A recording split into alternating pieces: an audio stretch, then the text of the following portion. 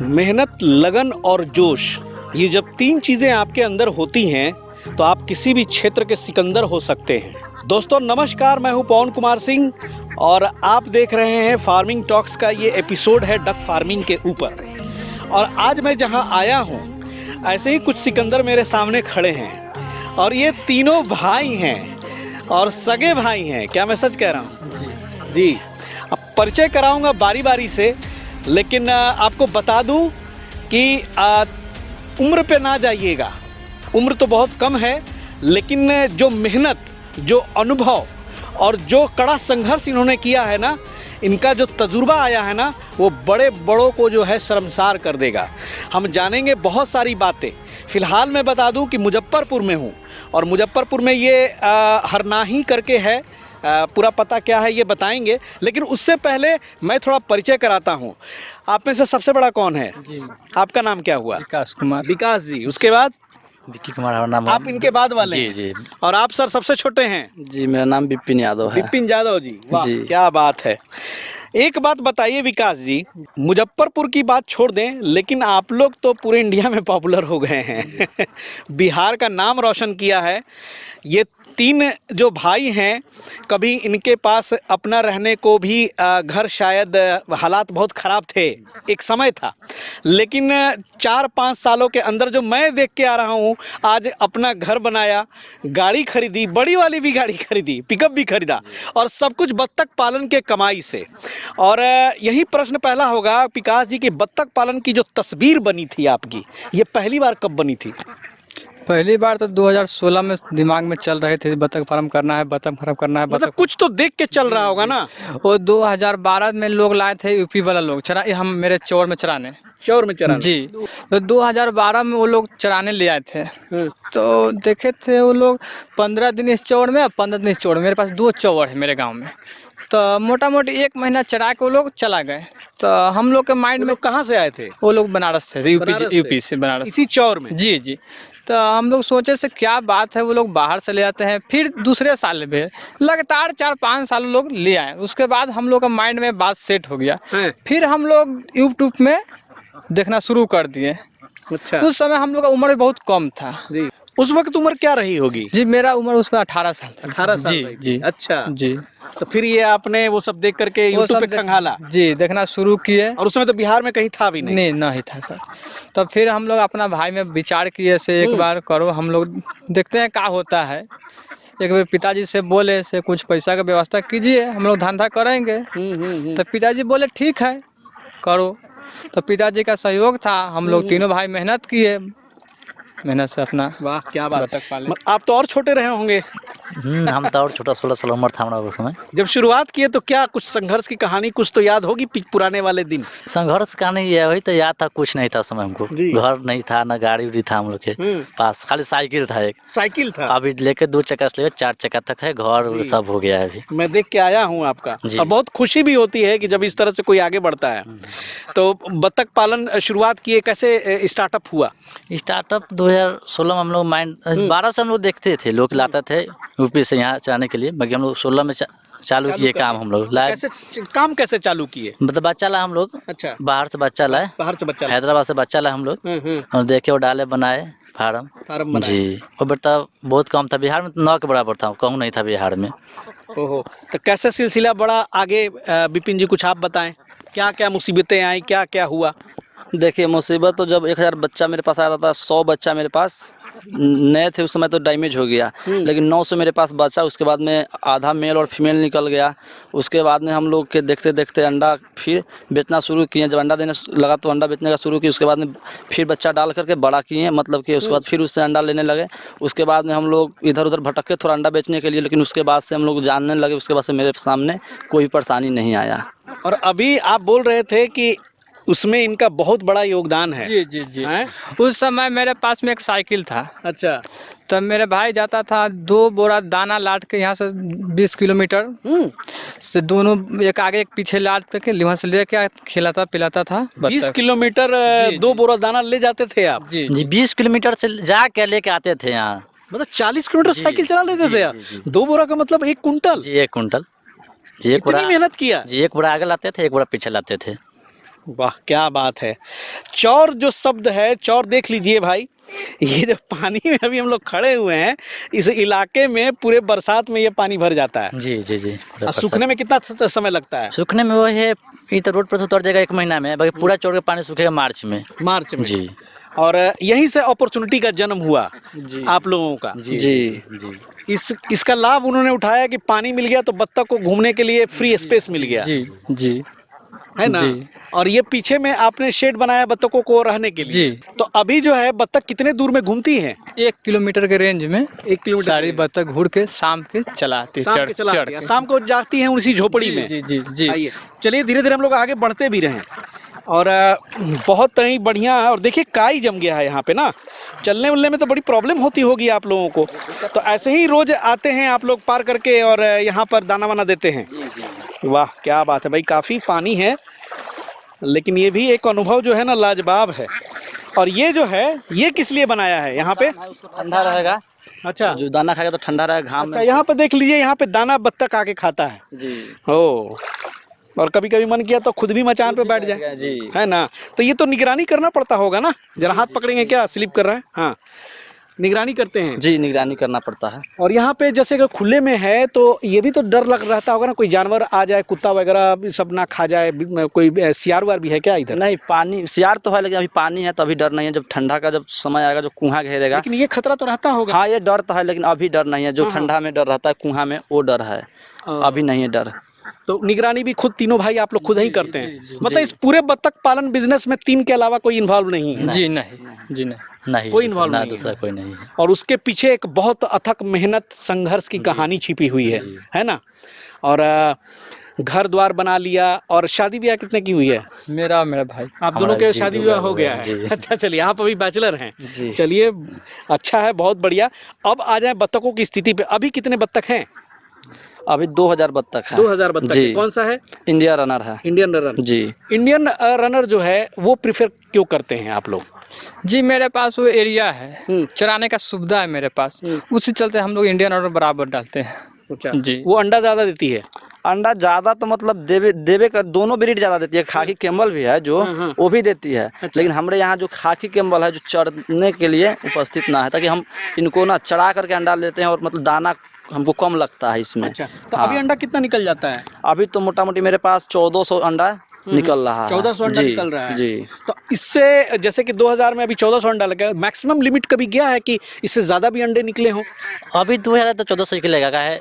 फिर इससे अभी- ठंडा आ रहा है तो अब ज्यादा अभी थोड़ा वही सा पूछ रहा था कि मैक्सिमम कितना तक जाता सितंबर है? का महीना है तो अभी थोड़ा धूप है तो धूप से बत्तख तो परेशान रहता है, इसीलिए मतलब अभी जो है कि गर्मी के चलते अंडा कम दे रहा है। लेकिन अब ये अगले महीने से अक्टूबर नवंबर आने लगेंगे तो अंडे मेरा और बढ़ने लगेंगे और तेजी तो से। ये कितना तक जाएगा? वही मतलब अंडे 1500 तक चले जाएंगे। 1500 तक जी हाँ, 1500 तक चले जाएंगे। नर मादा का भी रेशियो देखना पड़ता है क्या यहाँ पे? 20% हम लोग न रखते हैं। 20% जी, नर रखते हैं जी। और बाकी जो है आपके मादा है? मादा है जी। हाँ। ये जो लंबाई चौड़ाई है इसमें 2000 बत्तख जो है आपके जाते हैं, जी। तो इसमें कितना बाई कितना का बनाया ये? 80/22 है। 80 बाई जी। 22 का है।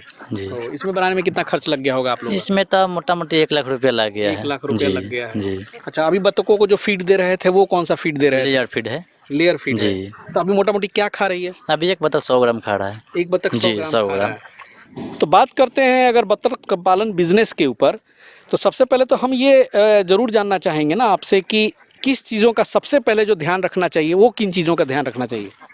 जैसे कि बच्चे में या सियाने में। मान लीजिए कि आप तो लाते हैं बच्चा ही, सियाना तो जनरली लेके जाते नहीं होंगे लोग, पहले तो बच्चा ही लाते होंगे ना? बच्चा ही ले जाते हैं। तो बच्चे में कैसे केयर करें? बच्चा अगर आपके ऊपर है, अगर आप पालना चाहते हैं तो आपके ऊपर है कि आप कितने दिन का बच्चा ले रहे हैं, उसी हिसाब से रख रखाव में आपको मेंटेनेंस करना पड़ेगा। अच्छा, जी। ओके। ब्रूडिंग वगैरह में कितने दिन आप लोग रखते हैं बत्तख के बच्चे को? हम लोग ऐसे अच्छे से उसको देख रेख करते हैं 10 दिन, 10 दिन। जो कि उनको मोटिलिटी ना हो। अच्छा, जी। तो ये बत्तखों के जो बच्चे होते हैं, चूजे होते हैं, तो ये मुर्गियों के चूजे से ज़्यादा मजबूत होते हैं या उससे ज़्यादा टुनका होते हैं? देखिए मुर्गी के बच्चे से ज़्यादा मजबूत होते हैं। बत्तख, जी तो इनको रखना ज़्यादा आसान है। जी, बत्तख जो है कि बच्चा में बच गया तो बच गया, हाँ। और नहीं तो बच्चा में मर जाएगा। और नहीं तो मुर्गी का जो है ना कि सियाना होने के बाद ही मरता है। अच्छा। बच्चे होने के मतलब बच्चा में वो बहुत कम मरते हैं, सियाना होने पे ज़्यादा मर जाते हैं मुर्गी का, बत्तख का ज़्यादा यानी कि नहीं ये मरता। ज़्यादा स्ट्रांग होते हैं। जी हाँ। और ये बनाया है आपने क्या सोने होने के लिए, खुद के लिए? अच्छा, रात में भी सोते हैं क्या आप लोग? जी। अरे वाह! और यहाँ कुछ देख रहे हैं, मुर्गी भी रख दी है। जी हाँ, कुछ मतलब अपने अरे वाह! दिखाइए ज़रा यहाँ पे। यहाँ पे एक चौकी है और यहाँ नीचे में कुछ मुर्गी है। ये कौन सा डाल दिए, डबल एफजी डाल दिए हैं क्या? जी हाँ, डबल एफजी है। अच्छा, कितना रखे हैं यहाँ पे? अभी तो ऐसे 200 है। 200 है। जी। अरे वाह! अच्छा काम किए हैं कि मतलब बैठे-बैठे निगरानी के साथ-साथ ये भी बड़े हो रहे हैं। बहुत बढ़िया लगा, बहुत बढ़िया लगा। और एक बात बताएँ, यहाँ पर आप लोगों का तो चराई का बहुत ही स्पेस है। जी। लेकिन जिन लोगों के पास नहीं होगा, वो कैसे करेंगे भाई? बत्तख पालन बिज़नेस में आपकी तरह कैसे सफल होंगे? देखिए तब न कम एरिया के ऊपर बत्तख रखा जाता है। कम एरिया तक कम में रखिए बत्तख। 200 या 250 रखिए बत्तख, 400 रखिए बत्तख। कितना रखना चाहिए सर? सर 5 कट्ठे के पोखरे में आप 250 से 300 बत्तख रखिए। अच्छा। जी, उसमें क्या होता है, अंडा का क्वांटिटी ज़्यादा आते हैं। अच्छा। अब आप सोचिएगा से हम 5-6 डाल के 3000 अंडा ले लेंगे, वो कभी ना दे पाएंगे। लोग हुआया रहता है कि तालाब में डाल दिए 5000 बत्तख का 4000 अंडा तुरंत मिल जाए। जी, वो कभी आप सक्सेसफुल ना होइएगा। उसके चलते आप कम डालिए, कम में कम अच्छे अंडा के प्रोडक्शन आएंगी, अच्छे रहेंगे। अब मैंने तो देखा है कि छोटे-छोटे तालाबों में ढेर सारा लोग डाल देते हैं और ये तो मैं आ रहा हूँ भाई, चलो कम से कम 5 साल हो गए, लेकिन यहाँ 1 साल 2 साल के बाद जाओ तो वहाँ सारा जो है चमन उजड़ा हुआ रहता है। ये बत्तख फार्म क्यों बंद होता है? जी, बंद होने का कारण है जी। लोग के तो अपना नॉलेज है नहीं। अपना नॉलेज है नहीं, वीडियो बनवा लिए, हम बच्चा देते हैं, लोग के 2000 बच्चा दे दिए। वो बत्तख में लोग बोलते बीमारी नहीं आता है। ठीक, बीमारी तो आदमी भी आता है, आदमी भी बीमारी आता है, बत्तख में तो आएगा क्या है ना। तो बत्तख के लोग सही से देखभाल नहीं करते हैं। बत्तख में जो बीमारी आ जाएगा, दाना खाना ही कम कर देगा। और बत्तख में सबसे ज़्यादा डायरिया आता है, नमूनिया आता है बत्तख में। कब सीजन क्या होता है वो? सीजन बारिश का समय है। अच्छा। तब बारिश के समय में पूरा लोग बत्तख बेच लेता है। 50-100% मानिए तो 100% में 90% फार्म बंद होगा बारिश के समय में। या बारिश गिरेगा तो नमूनिया होगा और डायरिया होगा बत्तख के। और लोग के समझ में नहीं आता है डायरिया है कि नमूनिया है, तो लोग दाना खिलाता है, अंडा नहीं देता है। उसी चलते लोग बत्तख के फार्म बंद करता है। अच्छा जी, बस अंडा ना आया और इधर दाना पे खर्चा हो रहा है। हाँ जी। लगातार तो पैसा तो भाई निकल रहा है एकदम हर हर हर हर। हाँ। मतलब बहुत लोगों की जगह जमीन भी बिक जाती है। जाता है। 5000 10,000 जो बत्तख पाल लिए हैं क्या? ये जमीन में बिक जाएगा जी। बड़ा मुसीबत है। और इसीलिए बत्तख पालन में मैं देख रहा हूँ कि फेलियर्स की संख्या बहुत ही कम लोग सर्वाइव करते हैं। जी। अक्सर लोग फेल ही कर जाते हैं। और यही रीज़न है कि एक बहुत बड़ा रीज़न जो आपने बताया कि कम से कम बत्तख पालें, कम बत्तख ज़्यादा ना पालिए। पालें। आज जहाँ जोना पार्टिस लीजिए, उस पता कीजिए वो कितना दिन से कर रहा है, उसको नॉलेज है कि ना अपना। तब बत्तख लीजिए, उस बच्चा लीजिए, 200-400 से धंधा पहले चालू कीजिए, तब बाद में बढ़ाइएगा आप। जी, आप तो बहुत मेहनत किए हैं। मार्केटिंग वगैरह आप कैसे करते थे, चाहे अभी कैसे करते हैं अंडा का और ये सब का? शुरू में तो बहुत दिक्कत हुआ था सभी। अब तो हम लोग अपना हैचरी लीज पर लिए हुए हैं मुजफ्फरपुर मीनापुर में, वहाँ हम लोग अंडा लगाते हैं। जी, तो आपकी कमाई जो है किस किस तरीके से हो रही है आज की तारीख में? जी हम लोग कमाई है बत्तख से अंडा निकली है, वहाँ कमाई है, बच्चा निकलवाए वहाँ, 2 लाख कमाई है जी, बच्चा बेचे। किसान से भी तो संपर्क होता हाँ, है। किसान से भी अंडा लेते हैं हम लोग। अब मान लीजिए कि बहुत सारे लोग हैं, आप तो यहाँ पर बिहार में छाए हुए हैं, जी आपके आगे बहुत सारे लोग इस पालन में उतरे भी जी और बंद भी हो गए, है ना? उन लोगों का नाम नहीं लेना चाहूँगा, लेकिन बंद भी हो गए। लेकिन आज आप अपना अंगद का पाँव एकदम जमाए हुए बत्तख पालन में, तो किसान तो लोग आपसे जुड़ते ही होंगे। जी। तो उन लोगों को कैसे मदद करेंगे सर आप लोग? देखिए हमरा से जितना किसान बच्चा ले गया है, वो बहुत अभी खुश है वो। हम लोग खुद उसको जाके देखते हैं कितना उसका एरिया है, पहले पूछते हैं कितना बत्तख डालना चाहिए। वो उसको जितना हम लोग से 50-40 लोग किसान जुड़ा है, बहुत वो लोग खुश है। चलिए जी। बहुत बढ़िया, बहुत बढ़िया। अच्छा विपिन जी, अभी जो आपके साथ जो किसान जुड़ रहे हैं, तो आपकी हैचरी भी है, जो मतलब अपनी नहीं है, लेकिन आप कबूल करते हैं कि भाई आपने टाई अप किया हुआ है। तो आप लोग कैसे अंडा और चूज़ा जो है, इसका क्या मार्केटिंग कॉस्ट है जो आप लोग लेते होंगे किसानों से या फिर देते होंगे? अभी तो हम लोग किसान को चूजा दे रहे हैं 34-35 रुपए। कौन सा? ये इंडिया रनर अच्छा। और खाकी के मल 45 रुपये है। और जिनके पास है जो ये सियाना बर्ड उनका अंडा निकल रहा है तो उनसे हम लोग अंडा 9 रुपये कलेक्ट कर रहे हैं उनसे हम लोग। जिन लोगों का अंडा नहीं बिकता है, मेजर ये प्रॉब्लम आता है कि भाई अंडा ही नहीं बिक रहा है, उन लोगों के लिए क्या उपाय है? आखिर आपके यहाँ से आपको देख करके उन पालन शुरू किया और चलिए भाई अंडा आना भी शुरू हो गया, उनको शुरुआत में अनुभव नहीं है, उनके अंडे कैसे बिकेंगे? देखिए बहुत जगह बत्तख फार्म अभी नहीं है, तो बहुत जगह हैचरी है, तो वो क्या करते हैं कि अगर आपसे हम जुड़े हुए हैं तो आपको हम हटा करके ना आपको हम 1 रुपये बढ़ा देंगे कि आप फलना का अंडा दे रहे हैं तो आपको हम 1 रुपया ज़्यादा देंगे, हमको अंडा लाइए। तो जैसे कि आपसे हम पहले से अंडा ले रहे हैं, आप दूसरे का आप 1 रुपये के लालच में अंडा देना शुरू कर दिए। मान लीजिए कि आपसे हम 9 रुपये ले रहे हैं, आप 10 रुपये किसी को देना शुरू कर दिए, तो आपका अंडा हम फिर आगे चलकर नहीं लेंगे, ताकि हमारा बीच में आप धोखा ही दे रहे हैं। पीठ में खंजर ना मारे कम से कम। ताकि हम भी हैचरी चला रहे हैं, मेरा भी डीजल खर्चा है, लेबर है, ये सब है, तो मेरा भी मतलब कि अंडा पूरना चाहिए, तभी तो हम कमाएंगे, तो आपका भी अंडा लेंगे। आप हमको मतलब कि बीच राह में मतलब कि छोड़ रहे हैं 1 रुपये की लालच में, फिर आपको भी तो हम छोड़ देंगे ना 1 रुपये ही के चलते। सही बात जी, रिलेशन बनाना पड़ता है और छोटे से लाभ के लिए जो है आदमी अगर ये गलती करता है तो बिल्कुल ये गलत बात है, क्योंकि जुड़ के रहेंगे तो परमानेंट जो काम कर रहा है वो अगला करेगा, कब तक करेगा ये तो भरोसा नहीं है। लेकिन जो सीरियस बिजनेसमैन है उनसे अगर आपको 1 आध रुपया का नुकसान भी हो रहा है मान लीजिए, तो उसमें लगे रहने का काम है, वहाँ से सपोर्ट भी मिलता है, तो अच्छा है, बहुत बढ़िया लगा। और बीमारी वगैरह जो है ये सब के लिए कुछ घरेलू इलाज वगैरह ये बता दें, जो आपने बताया डायरिया वगैरह, कौन सी बीमारी आपने बत्तख में बताया? घरेलू इलाज न मार्केट से दवा लीजिए, डायरिया या नमूनिया हो जाएगा। अच्छा। बत्तख के बारिश में ज़्यादा सब बीमारी आता है, बारिश में। मार्केट से दवा ला करके जी, दीजिए, सब नमूनिया, उपलब्ध हो जाती है। जी मार्केट में नमूनिया और डायरिया ज़्यादा अटैक करेगा बारिश के समय में। बारिश के जी, समय में। और बाकी कोई प्रॉब्लम ऐसे कोई आएगा प्रॉब्लम नहीं है। 2 वैक्सीन लगा दीजिए, डॉग प्लेग और डॉग कोलेरा बच्चा में। नहीं? अच्छा, यही जी, दो चल जाएगा। जी। चलिए बहुत बहुत शुक्रिया सर, काफ़ी अच्छा लगा आप लोग से बत्तख पालन के ऊपर बात करके, और बड़ी खूबसूरत है ये, कितने दूर में फैला है, जिधर देखो खाली इलाका है एकदम से। कितना वर्ग किलोमीटर में होगा ये? ये 1.5 किलोमीटर आगे तक पूरा? है जी। ये तो और चूंकि अभी तो सितंबर चल रहा है, लेकिन ये तो और डूब जाता होगा। नहीं, अब बारिश कम होगा ना तो ये पानी सूखते जाएगा। नहीं, शुरुआत में जुलाई जुलाई अगस्त में तो बहुत डूब जाता होगा ये। जी हाँ, थोड़ा सा बढ़ जाता है उसमें तो पानी। काफ़ी कठिनाई होती होगी। तकलीफ होता है, लेकिन फिर भी क्या कीजिएगा, पैसा survive तो कर रहे कमाना है, अब इसी से ना, हम लोग तो इसी से जुड़े हुए हैं, तो अब पानी और सूखा और थोड़ी इसके अलावा कुछ नहीं करते हैं आप लोग, सिर्फ बत्तख पालन का जी हाँ, बिजनेस? बत्तख पालन ही सिर्फ और ये हम लोग जितनी समृद्धि है सब बत्तख पालन पे आपने किया है? जी सारा चीज? जी। चलिए बहुत बढ़िया। तो दोस्तों ये थी मुजफ्फरपुर से अपडेट। कमेंट में और भी कुछ साल होंगे तो ज़रूर आप लिखिएगा और आपको उन प्रश्नों का जवाब मिलेगा।